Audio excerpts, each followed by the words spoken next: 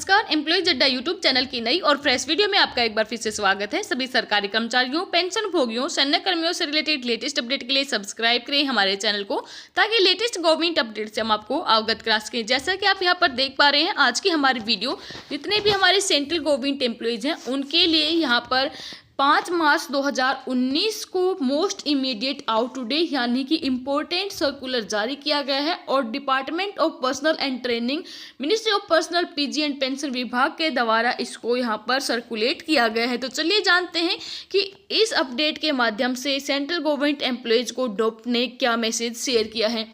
आप यहाँ पर देख पा रहे हैं, केंद्रीय कर्मियों को सरकार ने दी धमकी, अगर 13 मार्च को हड़ताल पर गए तो भुगतने होंगे परिणाम। जी हाँ दोस्तों, मौजूदा नियम के अनुसार सरकारी सेवकों के लिए हड़ताल, सामूहिक आकस्मिक अवकाश, कार्य धीमा करना, हड़ताल और प्रदर्शन के लिए कर्मचारियों को उकसाना प्रतिबंधित है, ऐसा डीओपीटी ने कहा है। केंद्र सरकार ने कर्मचारियों को चेताया है कि अगर वे नई पेंशन नीति के खिलाफ 13 मार्च को हड़ताल पर गए तो परिणाम भुगतने होंगे।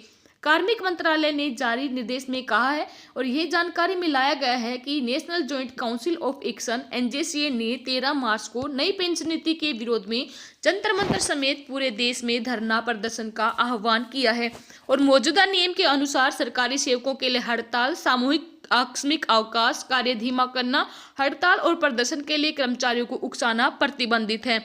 निर्देश के अनुसार अगर कोई कर्मचारी किसी भी तरह की हड़ताल में शामिल होता है तो उसे परिणाम भुगतने होंगे। वेतन में कटौती के साथ साथ उस पर समुचित अनुशासनात्मक कार्यवाही भी की जा सकती है। इसमें कहा गया है, प्रस्तावित हड़ताल के दिन के लिए अधिकारी अपने अधीन आने वाले कर्मचारियों को किसी प्रकार का अवकाश प्रदान न करें। अधिकारी यह भी सुनिश्चित करें कि अगर कोई कर्मचारी दफ्तर आना चाहता है तो उसे किसी प्रकार की कोई दिक्कत न हो। इस दौरान सुरक्षा व्यवस्था कड़ी निर्देश दिए गए हैं। गौरतलब है कि इससे पहले केंद्रीय कर्मियों ने पुरानी पेंशन स्कीम को लेकर बड़ी घोषणा की थी। पुरानी पेंशन की मांग को लेकर केंद्रीय कर्मचारी देश भर में प्रदर्शन करेंगे। चुनाव को ध्यान में रखते हुए कर्मचारी अपने इस आंदोलन में राजनीतिक पार्टियों के समर्थन की भी उम्मीद कर रहे हैं। जी हां, all India railway men's federation के महासचिव शिव गोपाल मिश्रा ने पुरानी पेंशन की मांग को लेकर राष्ट्रीय राजनीतिक दलों को पत्र भी लिखा है। उसमें कहा गया है, अगर घोषणा पत्र में वो ओपीएस को शामिल करेंगे तो हम उनका समर्थन करेंगे। केंद्रीय मंत्रिमंडल ने हाल ही में राष्ट्रीय पेंशन योजना एनपीएस में मूल वेतन पर सरकार के योगदान को 10% से बढ़ाकर 14% करने की मंजूरी दी है। वही न्यूनतम कर्मचारी योगदान 10% ही रखा गया है। मंत्रिपरिषद के 10% से अधिक के योगदान पर इनकम टैक्स कानून की धारा 80 के तहत टैक्स लाभ देने को भी अपनी मंजूरी प्रदान की है। सरकार ने सरकारी कर्मचारियों को रिटायरमेंट के समय 60% तक की रकम निकालने को भी मंजूरी दी है, जो अभी तक 40% तय थी। लेकिन केंद्रीय कर्मचारी पुरानी पेंशन के अलावा एनपीएस में किसी भी तरह का बदलाव पर सहमत नहीं है। S4 के महासचिव आर.के. निगम ने बताया, पिछली बैठक में प्रमुख सचिव कार्मिक ने कहा था कि केंद्र सरकार ने 31 जनवरी 2019 से नई पेंशन योजना एनपीएस में संशोधन का फैसला किया है। इसके लिए वित्त मंत्रालय ने नोटिफिकेशन जारी किया है। प्रमुख सचिव ने बताया कि उस नोटिफिकेशन की प्रति कर्मचारी नेताओं को दी और गुजारिश की थी कि संगठन इस पर विचार करे, लेकिन S4 ने इसे मानने से साफ इनकार कर दिया। S4 के अध्यक्ष एसपी तिवारी ने कहा, हमारा संगठन ओपीएस की बहाली के लिए आंदोलन कर रहा है। हमें एनपीएस या इससे संबंधित जो भी संशोधन है कतई यहाँ पर स्वीकार नहीं है। नई पेंशन योजना से कर्मचारी संतुष्ट नहीं है, वो पुरानी पेंशन योजना को ज्यादा हितकारी और दीर्घकालिक मानते हैं।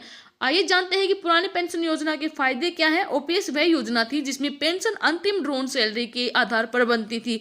दूसरा, ओपीएस में महंगाई दर बढ़ने के साथ डीए महंगाई भत्ता भी बढ़ जाता था और जब सरकार नया वेतन आयोग लागू करती थी तो इससे पेंशन में भी बढ़ोतरी होती थी। इसी वजह से हमारे केंद्रीय कर्मचारी अड़े हुए हैं कि उनको यहाँ पर पुरानी पेंशन ही चाहिए, नई पेंशन में कोई सुधार मंजूर नहीं है। और इसी को लेकर 13 मार्च को जो हमारे एनजेसीए है उनके द्वारा जितने भी केंद्रीय कर्मचारियों का आह्वान किया गया था कि दिल्ली के जंतर मंतर पर वो डेमोन्स्ट्रेशन, धरना का आयोजन किया जाएगा। इसी से भयभीत होकर गवर्नमेंट ने ये अर्जेंट सर्कुलर निकाला है। है कि अगर कोई भी केंद्रीय कर्मचारी इस हड़ताल में जाएगा तो उसको यहाँ पर जो भी दुष्परिणाम हो वो भुगतने पड़ेंगे। उनको यहाँ पर चेतावनी दी गई है कि वेतन कटौती के साथ साथ अदर जो भी यहाँ पर डिसिप्लिन एक्शन होंगे वो लिए जाएंगे। तो आप आगे आने वाली हड़ताल में शामिल होने वाले हैं या नहीं, ये हमें वीडियो के कमेंट बॉक्स में जरूर दें।